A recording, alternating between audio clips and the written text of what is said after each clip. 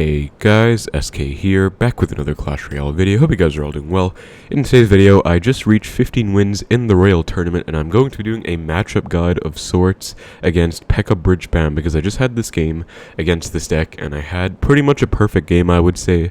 I played it quite well, and it also went all the way until tiebreaker, so 5 minutes. So I've had a lot of questions in the past about how to play this matchup. Even though I always say it's one of the best matchups in the game for 3.0 Xbow Cycle, I would say 3.0 does hard counter. There's still lots of people who don't necessarily know how to play the matchup, and some other people who maybe struggle with it or just would like some more advice about it. I decided to make this just because I felt like this is a really good game that exemplifies how you're supposed to play the matchup, and I thought it would be quite helpful. So it's not really going to be a true matchup guide in my opinion, because a real, serious all-out matchup guide would involve, specific placements, specific tips, and then a breakdown of the matchup itself. This is just going to be more of a replay analysis of this one game, but I still have quite a lot I want to say about it because I had quite a few good moments in here that I definitely want to talk about. So I hope you guys enjoy the video, and let's get right into the replay breakdown. So getting into the match against this Chinese player here, and so P.E.K.K.A Bridgespam is a very common deck, which is why I think it's pretty useful to make this video anyways, even though it's not necessarily one of the hardest matchups for the deck. It's very common mid-ladder or wherever you are, so I think it's pretty useful to know how to play against it. So Ghost, I always match with a knight in the back, and this is a very common thing because any P.E.K.K.A player will pretty much always do this thing, at least a lot of good players. They go for a marcher at the bridge like this, where they snipe your knight, which is used for the Ghost. Another scenario in which this happens is if you go for a knight to respond to their bandit in the back, then either bandit or Ghost, I see I'd say at least 80% of the time in my matches against P.E.K.K.A Bridgespam, they do go for a marcher at the bridge. And so my favorite response to this is to actually set up for an Xbow and punish this play. And it is kind of risky, but it usually works out for me. Now, I have to say this depends on your cycle, though. I'll show you how it played out here. And this is a very common thing, because this is usually how I let my single elixir go, and sometimes I just win the game off of this interaction itself. So, as you see, I'm going to take a lot of damage, but very specific here and very precise. I let the Ghost lock onto the knight before going archers, then I go archers to snipe the marcher, because they're only 3 elixir. They will take out both the Ghost and the marcher, and I can counter push with an Xbow, because if you think about it right now, I'm pretty much up elixir. He's gotten a lot of damage, but we're at even elixir right now, and I have archers on the board, so that's just a little thing that helped me get up. Now I'm going to commit a lot to this Xbow, and I decided to go for an Xbow in the middle here, just because I decided to try and make the most use of the situation with the archers, and I knew he had P.E.K.K.A in hand. If you guys take a look here, the P.E.K.K.A has to walk quite a bit to get to this Xbow, so it's a nice little placement here. Not very commonly used, but since he didn't have Ghost in Cycle, or Bandit for that matter, at least, actually I think he did have Bandit, but since he didn't have Ghost at least, it was a pretty good placement here. And I also went Tesla to snipe the P.E.K.K.A. I also obviously protect this because I need this lock quite badly.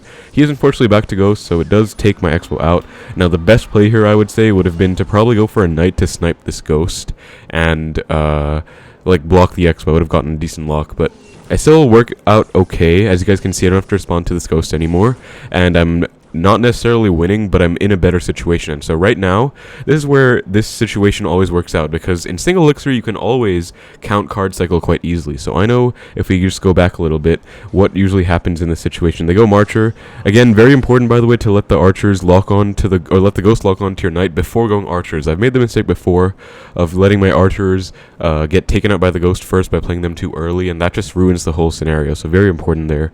And by the way, if you don't have this exact cycle, you don't have archers, Xbow, and cycle, just fireball the marcher. It's the easiest thing to do. But if you do have this in cycle, then this is the best setup. So as you guys can see, he went for a P.E.K.K.A, and then he went for a bandit, and then a zap. So he only played 3 cards, because bandit, zap, and then he got back to a Ghost, of course. But he's down elixir as well, which is the main key here. So I know that I've outcycled his P.E.K.K.A, and this is where I really get to punish. I literally just go for a knight into an Xbow, because number 1, I know I'm up elixir.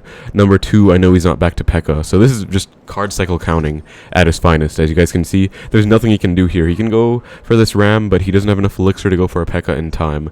Ram does stall out for the Xbow, but it just doesn't really get back to the P.E.K.K.A. And so this is really the crux of this single elixir play, where you pretty much just defend and get back to a second Xbow, even if the first one doesn't work out. Sometimes the first Xbow does work out, sometimes it doesn't. Here I go skeleton super last second because I knew he was probably going to zap, so I didn't want to go for them too early. And then Xbow gets a lot of damage. I go Ice Spirit to predict a Marcher in this case because I want to make the most of this lock.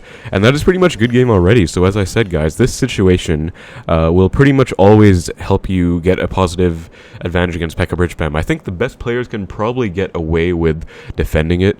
For example, like Carpi or Tourist, the best P.E.K.K.A players, they probably wouldn't fall for that. But usually if they go for a Ghost into a Marcher, this is the sequence I always go for. I would recommend you guys learn this sequence and pretty much try and use it yourself. And also remember, card cycle counting is not that hard, especially in single elixir where there's not much time. And so, yeah, Ghost again is met with my Knight. So now I'm more on a defensive mode, and this is pretty much how you want to play P.E.K.K.A the matchup in general. I fireball the Marcher, I also go Skeletons, which does tank for the Marcher, which is great. So a few little concepts here. Number one is resetting with center Teslas, because if you look at their deck, there's really nothing they can do about our center Tesla. It really just causes them issues, and is really just an annoyance for them. It doesn't exactly do you any harm to go for center Tesla in this matchup. Like, they don't have anything they can do. They can't really poison a Tesla. I mean, it's a 4-for-4 trade. Tesla's underground, so it doesn't even work. And then the best play they can probably do is either Marcher to snipe or Bandit to snipe the Tesla. But you always have to be ready for it. Number two is just playing passive. So center Tesla, Knight the back to meet his Ghosts. Split Archers, Log Cycling. Log Cycling is always useful in this matchup. And the other big thing, as you guys can see, is protecting the Teslas with your Ice Spirits, with your Logs against the Rams. You want to protect them so they stay alive, because if you let your Teslas die, they won't get the value that they need. So another very common thing. Goes for a Ghost, and then I'm pretty much just Log Cycling. At this point, I know my opponent's eventually going to start setting up with Rams in the back, maybe even P.E.K.K.A's in the back. So I just get ready to defend. And I also notice how I went stacked Archers in the other lane because they have a poison zap. So I'm fine with them going poison on my Archers. Obviously, it's a -1 trade, and I go for it opposite lane because I just want to bait them out into maybe doing that. Obviously, I fireball the Marcher. I fireball pretty much every single Marcher, and again, this goes right back to protecting your Tesla. You always have to note that they can be sniping your Teslas with a Bandit, and right here is a very important thing. He goes for a P.E.K.K.A the back, and I defensive Xbow. So there are a few options you have when they P.E.K.K.A the back. In my opinion, it's honestly quite scary to defend a big P.E.K.K.A push, especially if they have minions, but in this case, even Marcher is pretty annoying, so you have to defend it very well. So the options you have are either defensive Xbow, center Tesla, and defend without an Xbow, or offensive Xbow. And I actually think offensive Xbows are very underrated, and you'll see me do this later, because if you just keep letting them set up P.E.K.K.A's the back, eventually you will probably get overwhelmed, because P.E.K.K.A Bridgespam is such a pressure heavy deck.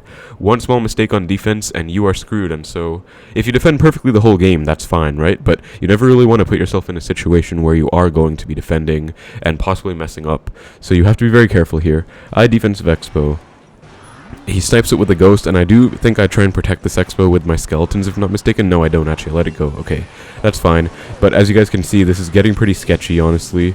This is getting pretty scary. So I guess the defensive Xbow didn't get too much value, honestly. But it's still fine. I'm stacking my Archers, I'm defending, and I know he's not really high enough on Elixir, so these stacked Archers will be fine. And then the Marcher barely gets one hit on the tower, so honestly, he did still get damage from that sequence. He got one Marcher hit, and we're pretty much even on Elixir. So he's again going for a P.E.K.K.A, or he's about to, and this is why I go for this Xbow, by the way, guys. So very common thing in this matchup as well is pressuring with Xbows, because honestly, you can defend for 5 minutes and win that way, but I really don't think it's worth it. And so going opposite lane in this matchup is usually good because you can keep going in and being aggressive, but this specific situation that I'm showing you in this match is me going same lane against P.E.K.K.A Bridgespam, and so you will still see me going for an Xbow, and you might be asking why, and the real intent behind this Xbow is not at all to get a lock. Obviously the threat of getting a lock is there, but the real intention of this Xbow is to bait out a P.E.K.K.A and pressure so he can't build up a big push. As you guys can see, he's forced to P.E.K.K.A, and as you guys can see, I'm perfectly fine letting this Xbow die. He prediction zaps. Don't even think I had Skeletons in Cycle, so really not the best zap, and just really easy defense overall. Ram was easily dealt with just a Tesla because he could really not afford to defend with anything else. He goes for another Ram. I'm once again just resetting Knight and then Tesla in the middle. Bandit's going to be a bit annoying, but I'm always obviously protecting my Tesla as well. And here, notice how I don't fireball this Marcher. So a lot of the time I will say fireball every single Marcher, but there is an exception to that rule, and a lot of the time it's when your Tesla will snipe the Marcher instead. So I recognize in the sequence the Ghost is about to go invisible, the Tesla will snipe the Marcher. I'm going to let that happen and not waste a fireball for no reason. So as you guys can see, I do let the sequence work out, and it pans out perfectly. Tesla snipes, no need to overcommit with that. Here, I don't know if I defensive Xbow or offensive. Yeah, defensive kind of makes sense, because honestly, that P.E.K.K.A is kind of high up. Honestly, either one is fine.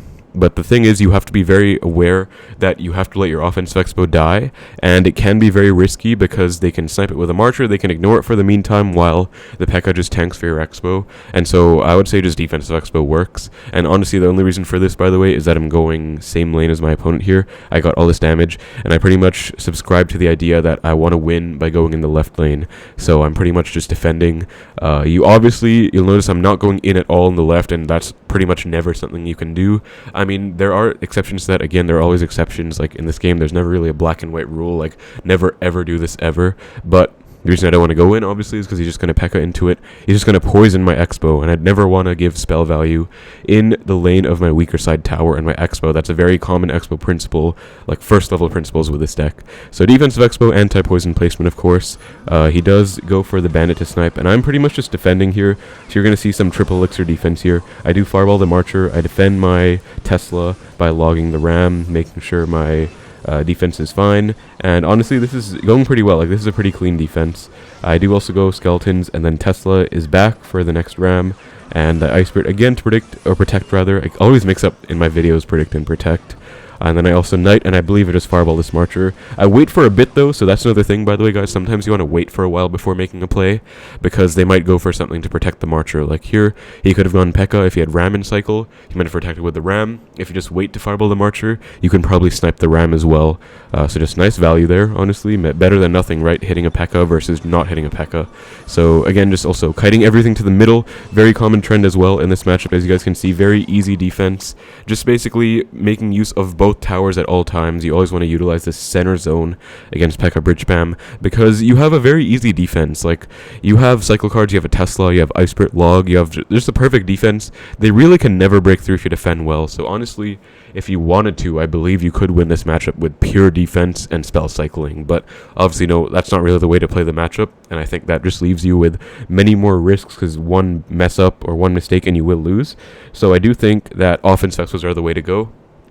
And yeah, as you guys can see, now I go in same lane because I know he's pretty much lost. I mean, he could poison this, but this is a perfect situation. I'm up so much with the knight, with the archers on the board, and like, this was just, you know, I noticed again, by the way, I waited so long to go for an Xbow. Also, nice fireball, getting a lot of value there. I'm honestly really proud of how I played this game, because it's pretty much a perfect example of how to play against P.E.K.K.A Bridgespam. And so really just notice how I was so patient with my Xbows, honestly. Like, I waited until the very last time in triple elixir. I waited till the last 15 seconds in triple elixir to play an Xbow, and that really just shows how patient you have to be. I did also Xbow opposite lane once in the right to pressure, but that was again solely to pressure. I was never intending to get a lock. Obviously, if my opponent ignores it and gets a lock, that changes the story, but the main premise of that Xbow is pretty much just to defend and chill out. I did beat P.E.K.K.A again with this Queen Bow cannon deck. I've been playing both decks in the GT. I'll probably make a video on getting 20 wins in the GT, or maybe even higher if I can. I'm obviously going for a badge again, but just wanted to do this little breakdown of this matchup, because honestly I think it's very important to know how to play against this deck. It's one of the most popular decks in the game. Even if it's pretty bad in the meta, I would say it's always quite bad in the meta. Like, I do have a lot of respect for P.E.K.K.A players, honestly, but I actually, funnily enough, I see a lot of top players, my friends, saying that P.E.K.K.A's no skill, like he P.E.K.K.A first play, and yeah, that's another conversation for another day. But basically, I do think it's important that you guys know how to play this matchup, especially because it is a good matchup for this deck, and Xbow does not have the best matchups in general in this game, so it is very important to know the good matchups from the bad ones, and it's very important to know how to play the good matchups, of course, because you always want to get a guaranteed win. If you get P.E.K.K.A Bridgespam, it should always be a guaranteed win, honestly. Like, you should play it well, and you will always win. So I guess I'll leave this video with some closing tips. Obviously, in a perfect world, I would love to make this a more comprehensive video with, you know, exact placements, like images of those placements while I describe them, and all of that stuff. But I guess the most basic placements I can go over without really having images, unfortunately, guys, because I really don't have time to edit this video. I'm just going to be doing a raw, like, I talk over my replay and upload it because I'm so busy with my school right now. Final week of my project. I'll talk more about that in another video, I guess. But yeah, pretty much some placements, I guess. Center Tesla is, I guess I can show you in training camp, kind of a bootleg version, because I made a really nice matchup guide I was very proud of against P.E.K.K.A EQ with Xbow. That was like the perfect matchup guide in my opinion. That's how much effort I would like to put in, but obviously no time. Anyway, this is center Tesla placement against a Ram, very standard, and 3 tails down, anti-fireball. So P.E.K.K.A players sometimes have the poison, sometimes they have the fireball. This is a perfect center Tesla. Now, if they do go for a bandit, something to note about this placement, they can snipe the Tesla with a bandit or a marcher, and so you always have to protect your Teslas in double elixir, especially with either knight or prediction plays like skeletons or ice spirit. You can also go for a Tesla 1 tile lower, which is also still going to pull a Ram, I think, but it's more easy to be bypassed. There's not too much of a difference unless they're playing fireball, in which case the 3 tiles down one is obviously anti-fireball, but if you play it 4 tiles down, it usually just means a bit more time for the Ram to get pulled. But it does really depend. And then obviously, so that's 4 tiles down, and then obviously the other placement that I can recommend is the Xbow, if I can even get to my Xbow. Wow. I guess archers don't really matter, but you guys did see that I stacked archers quite a few times. Another big thing in any matchup. You can stack archers and bait out a spell. You don't always have to not stack your archers just because they have a big spell for it.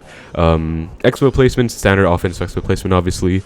This one is pretty good, although this center one you have to be careful of. Them sniping your bandit, or them sniping your Xbow with either a bandit, a ghost, an E-Wiz, or a marcher. They have many ways to snipe a center Xbow, so you have to be ready to protect it if you are going to go for it. And lastly, anti-poison defensive Xbow is here, or here, as you guys probably know, and you probably saw it in that video, or in that replay itself. And then this is the anti-fireball defensive Xbow placement. These two here, or this one down here. All of these are anti-fireball placements, but honestly, defense Xbows aren't that important in P.E.K.K.A. I find that offense Xbows are much more important, and I would say that generally speaking, you don't always play the matchup the way I played it, where you wait till overtime and get the win like that. Obviously, most of my games do go to overtime because I like to play perfectly and not take any risks as much as I can try. But I would say that if you're going opposite lane, you can pressure a lot, and usually you can win either in the first minute or in the first 3 minutes if your opponent overcommits even once. And so again, that's just why it's good to go opposite lane. But if you do go same lane, you can. As you guys saw in this game, this is strategy to go same lane. So always different ways to win the same matchup, which is pretty cool about Xbow and pretty cool about this game in general, I guess. Many different strategies out there. So I guess I'll leave with some final tips. Again, in a perfect world, I would have like a screen where I talk about these tips with annotations on text. I sadly do not have the time to edit this in the video. Maybe I can like edit in the description later of the video, but I really am just gonna raw talk. But some final tips, I guess. Number 1, memorize the placement or memorize the sequence of punishing a marcher at the bridge in single, where you archers snipe the marcher, let the ghost lock onto your knight, and then Xbow to punish. And if you don't get a lock then, you can almost always guarantee getting a lock with the next Xbow after outcycling the P.E.K.K.A, and always protect that Xbow because it's very important to, number 1, cycle back to the next Xbow, number 2, to try and get a lock because they are probably down elixir.